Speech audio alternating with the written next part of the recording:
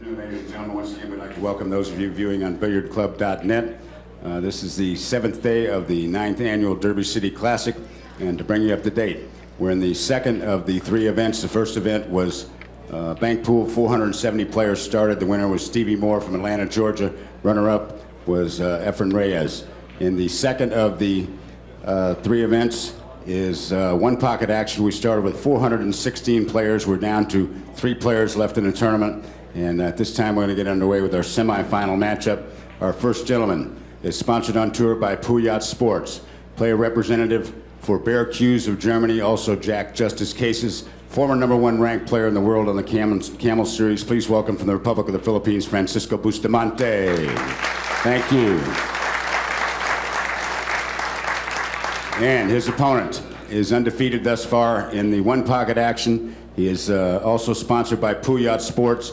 Player representative for San Miguel Beer and Jack Justice Cases.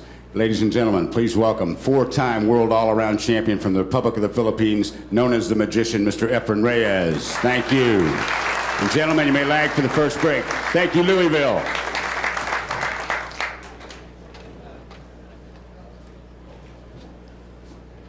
Hey, welcome pool fans everywhere. This is Jay Helfert with Danny DiLiberto, representing the Billiard Club Network, Accu-Stats Video Productions.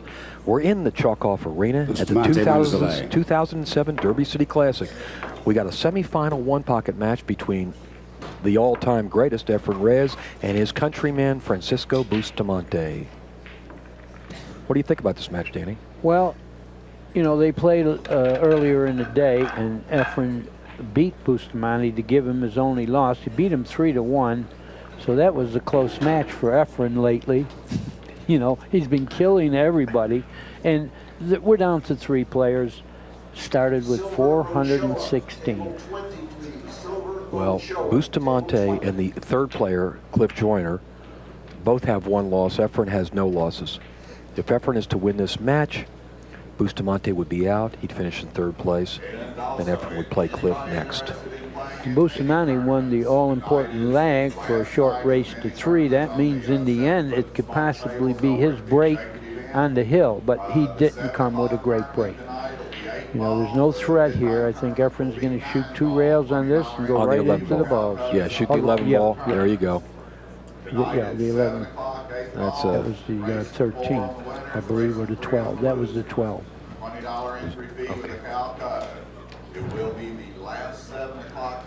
Busty's going to shoot at that same ball, the 11 ball.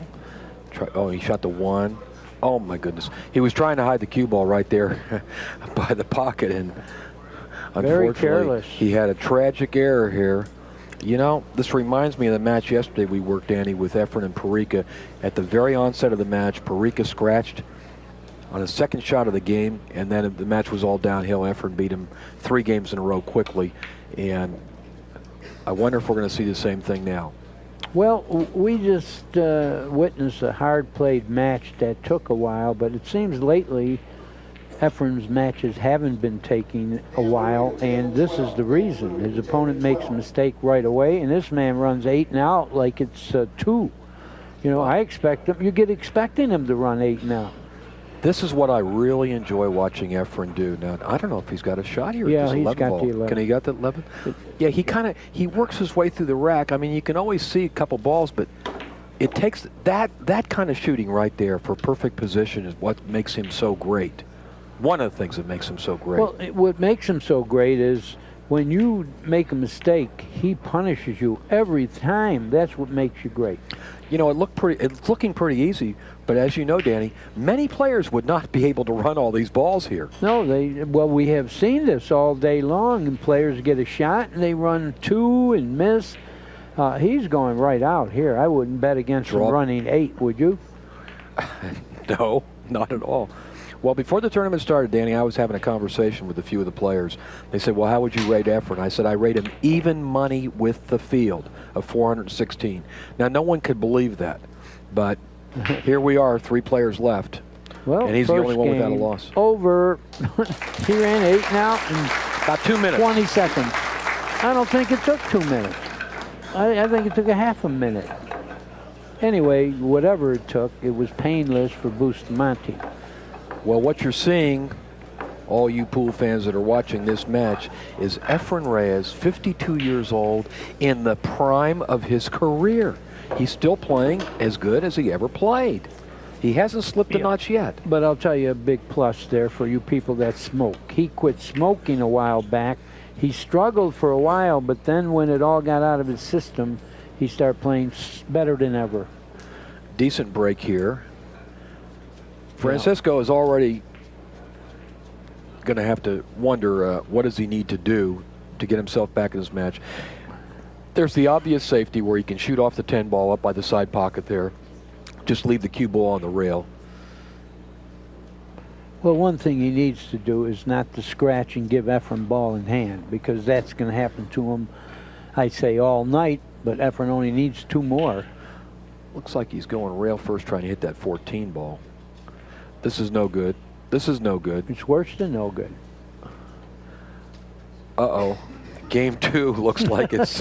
Well, they're not open as well, but he knows how to get them open, believe me.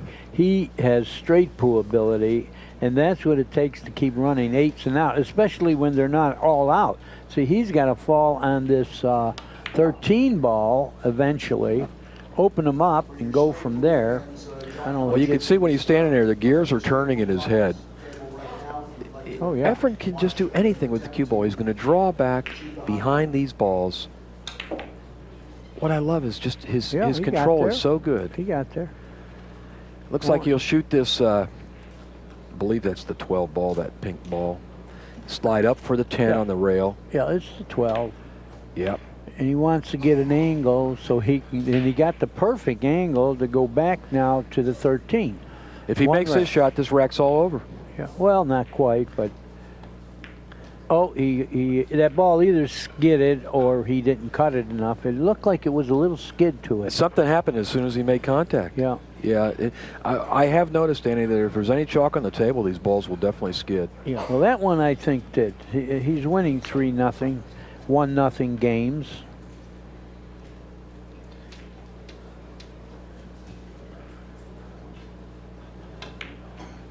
Oh, the kiss. The kiss, it just seems like his opponents can't do anything to him. Maybe it has to do with fear, you think? You know, I saw him play Perica, and I touted that match as being a great matchup between 2 Filipino champions. Now he's playing Bustamante, and he has a forlorn look on his face. Oh, yeah. I don't know if he hit this hard enough. It's going to lay in the hole. Yeah. It's going to lay in the hole. Well, he didn't have a shot anyway, but he would have had a move. He could have fanned the pile, leave him long, and open him up towards his side. But, yeah, look at that. Well, Bustamante makes his first ball of the match. Unfortunately, it's for his opponent. Yeah. What is this? Look where he went. I mean, can't he shoot this 11 off of the, what is that, the 14 the 10 or the ball. 10? Yeah. Can he shoot it off there and draw the ball a little? Well, he's thinking about it. He's thinking about it. I don't think he can make the 11 off the 10, but he can put it in front of the pocket. He can send the cue ball down to the end of the table. I think he could make it, but he's not going to even try. He's got a 2-railer.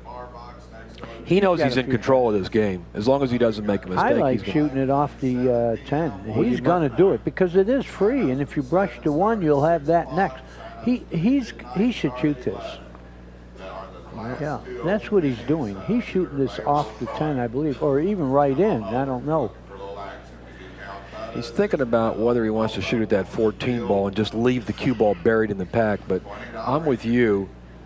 His best option is this. He's concerned that he might give up something, but I don't think he will. Yeah. No, if he cuts this into the 10, he's going to brush to 1 and get clear. Oh, he didn't even try. He just tried to lay it in front of the pocket. He just made a move, which, you know, he is very good at.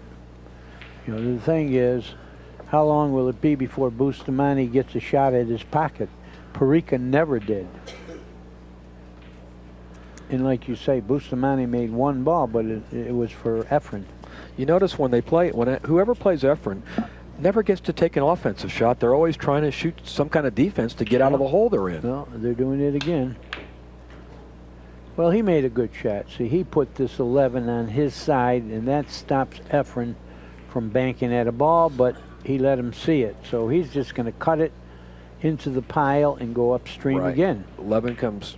No, he didn't. He wanted to put him on the side. I like going upstream. Yeah, that was interesting because, like you, I thought he would go across the 11 ball, shoot the 11 into the pack, and the cue ball would go up table. And he'd open some more balls. But you know, the more you watch Efren, he does not play traditional one pocket. He's very innovative. Yeah. And for some reason, he sees something better here by going this way. I won't mention names, but a former great player of the past said the darndest thing you ever saw. Efren shoots the wrong shot and keeps beating everybody. Never shoots the right shot, he said. Can't tell you who said that. Well, I know I've told you before, Danny, in my opinion, the best one-pocket player I saw in the previous generation was Ronnie. But even Ronnie said this guy plays better. That's tough for Ronnie to admit, too. Yeah. See, this shot here is the kind of, for some reason, Efren likes to keep his opponent down close to his own pocket, whereas many players would shoot that same shot and leave the cue ball at the end of the table. So it's a different philosophy. He's got a kick at the 6 here. That's the shot. Kick at the 6. You're going into the pile, but you got to cut it. You know, he did very well. Yeah. That was Bustamante's highlight shot of the match so far. It might get him some points too. Now Efren has to come up with something. Well, he could kick at the inside or cut this. He's got to go underneath that 6 ball. Right. That's what he's without doing. leaving a bank, though. His speed must be perfect. See, and it was. I'll tell you what. The way the matches have been going, I recommend shooting this bank because it might be the last chance you get to shoot and get some balls. He's got to shoot this 6. Any one-pocket player is going to bank this, but he's not. No. He's not. Efren makes people not think straight. Look at this shot. Yeah, he went across the pack. Okay. What he wanted to do is hide the cue ball against the 14 and the 3 ball. Instead, he sold out this game too. Yeah, well, that's because he wouldn't shoot the bank. Like I said, that might have been his only chance to get in the match. And that was not a tough bank. One-pocket players make that shot. Efren, everybody he plays, their right arm stiffens up, including their great brain players. stiffens up. That's what stiffens up. There's no right arm about not banking the 6. Well, you agree with me. He should have banked that ball. Yes, absolutely. It's his only chance. Yeah. He's down 4 balls. And it's getting worse. Well, that's 2 games in less 2-0. than 10 minutes. This could be a faster match than the Parika match. It could. It could. But it's Bustamante's break. But there's something about the break today. You know, people are not winning on their break. We went to the final game with Cliff Joyner just now against Mike Serber. Mike Serber. Yeah. And no one won on their break until the final game, and then Cliff won on his break.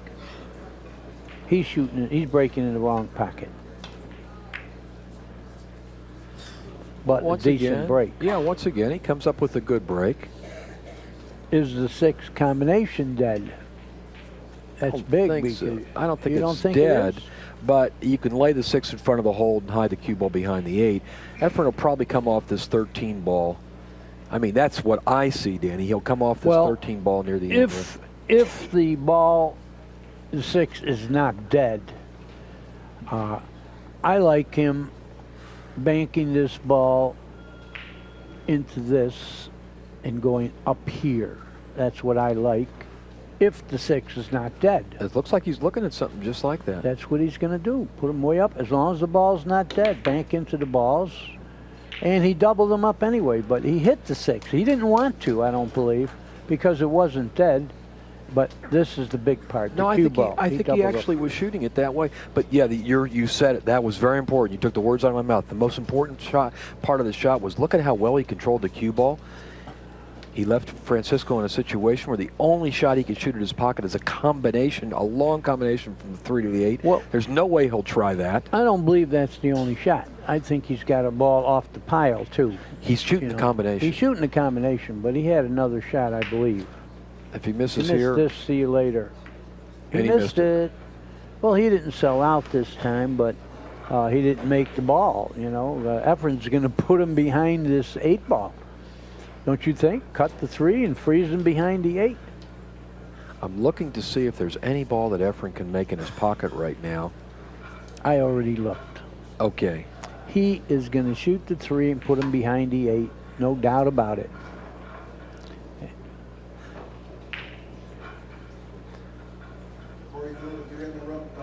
Efren never ceases to. No, he's going to put him behind the 8. There's no other shot to shoot here. If he knocks the 3 away and lays the cue ball behind the 8. He's not knocking it far. He's got to control the cue ball. He just wants to roll it. And, well, he did something different.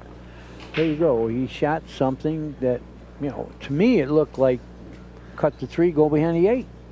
But that's what I've been saying for the last couple of days. What looks obvious to every other one-pocket player, Efren will do something a little contrary to that and makes it work for him. Right. But in this case, I think that was definitely the wrong shot. He let him out easily. You know, fan the 6 and go behind the ball. If he stays against the 14. Yeah, he did. Oh, that's the 15, but 15, yep. yeah, he controlled Whitey now. And he's got the 8 ball in a dangerous situation for Efren. Efren has to be careful with that 8 ball. I thought possibly the 2 was dead off of the 11 a little while ago. So that is a possible shot. You seen it? Yeah, but it looks off now. That pack I think has moved a little bit. Well, we'll see. Efren shooting Look 2 at this control. Oh my goodness. Oh my goodness. He sold out, but the ball went. Oh my goodness. Well, what he was trying to do, obviously, is put the cue ball behind the 8 ball. But in the meantime, he made an extraordinary 2-rail shot, put his cue ball behind the balls, and now has an opportunity to run out the 3rd game. Or at least get a bunch of balls. He's going to run out. He's going to run out. That's got to be disheartening. Francisco played a good shot. He had Efren in a bad spot. And guess what? He's going to get penalized for it. Big time. 31 upstairs. This is a 5-minute warning. Well, Efren fell down a little bit low on the 6 ball. Yeah, but you know what he has? He could kill the cue ball low with a little reverse and go 2 rails, and he likes the shot. He likes the shot. He could cut this ball in, come over here with reverse, kill the ball, and come all the way back over here somewhere. That's the amazing shot he made last year with Alex. Well, with everybody. He's got it again. Yeah. Well, he didn't. Yes, he did. Yes, he did. He did exactly what you said, Dan. Yeah.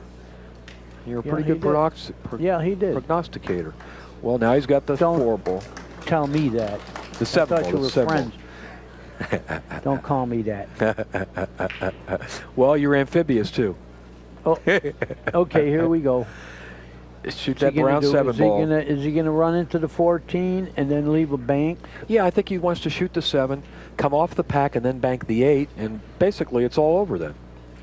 Well, that's the problem with the way he's playing. Everybody's ready to say it's all over. Look out. Well, see, he's going good. I don't care. He's playing good, but the balls are rolling pretty well. But we talked about that. When you're playing real well, you get the rolls. If you start dogging it, you're not getting a roll ever. Yeah, we talked about it last night, too, with Freddie and a couple other guys. I said Efren's been getting the rolls for 20 years. Yeah. Yeah, you're right. And like you said, this game is going to be over. I think it's 3, right? Another quick match. Yeah. Well, oh, no. Sometimes you're playing so well you could get a little lax. Look, he scratches his head when he does something wrong. And that was his out ball, right? No. He needs 2. Yeah, if he would have made that one, the 8 ball would have been his out ball. And he's like almost cute when he grins and scratches his head. He always scratches his head when he does something wrong. He's prolonging the agony is what he's doing. Look at this. Yeah. Jose doesn't even come close. Yeah. Francisco does not even come close on that bank shot. Danny, he missed the pocket by 2 inches. And he gave up. Yeah, he just gave up. He gave up. But you know what? If Efren runs out now, 2 balls, he did way better than Perica because he got 2 more balls than Perica because he didn't lose any. He broke even. Perica lost 2. It's over. 14 ball, and that's the match. This is about a 20-minute match. Yeah. Oh. Wait a minute. Wait a minute. He's going to do better than that. Well, that's 2 balls in a row he missed. He's grinning. He knows it was over. Well, You know, most players would get a little heart when a player. Boy, you know, these balls are all sitting there. Yes, they are. He's supposed to get maybe 5. Or maybe more. Do something, Well, Francisco. yeah. That's surprising. That's surprising. But you know what happened in the World Pool Championships this year? Efren had a 9-ball like that, and he relaxed and he missed it. Of course, he won the match, but the whole crowd gasped. Wouldn't it be something if he loses this match now? I don't think he could lose the match now, but this game is in jeopardy. That's what he wanted to do, was break those balls out. It's not in jeopardy anymore. Is he going to bank at the 4 and try to go 1 rail to the 2? That's what he's doing. He would. Yeah, He's got to bank the 4 1 rail and come across the ball. Yeah, This is Right the key in- shot, well, and he did a good job. he made it. Well, that's good. Well, that miss by Efren woke a sleeping giant. Now, can he put the cue ball behind that 14? That's just like that. That's what he wants to do. It's going too far, though. It's going too far. I don't know if he can cut this ball or not. He It's could, real- but the cue ball's flying everywhere. he's going to play He's safe. not. He's just knocking it on it, you know, that to the side and stay there. Well, we get to see a little more pool anyway. Yep. Now Efren's going to have to work for this last ball. I'm not sure what to score, if it's 6-6 or 7-5. Yeah, it's 7-5. Okay. How about it's 7? It's 8-5. Uh-oh. See you later. Well, he had to work real hard. He had to take one more shot. And that does it. And he's grinning. He's saying, wow, how could this happen so easily? Now he's going to play Cliff Joyner. I don't know when. You know, as great as Cliff plays, some people say he's the second best one-pocket player in the world. I don't see him as having any chance against Efren. And remember, He wasn't Efren- playing well today. yeah, remember Cliff has to beat Efren twice. We've been informed that was a 21-minute match. Yesterday, a 32-minute match. But Efren is- anyway, you want to close and tell them that we'll be right back with the match, I guess. Yeah, listen, thank you all so much for watching Efren Reyes at his best, the premier one-pocket player of this era. This is Jay Helfert, Danny DiLiberto signing off from Billiard Club Network and AccuStats Video Productions.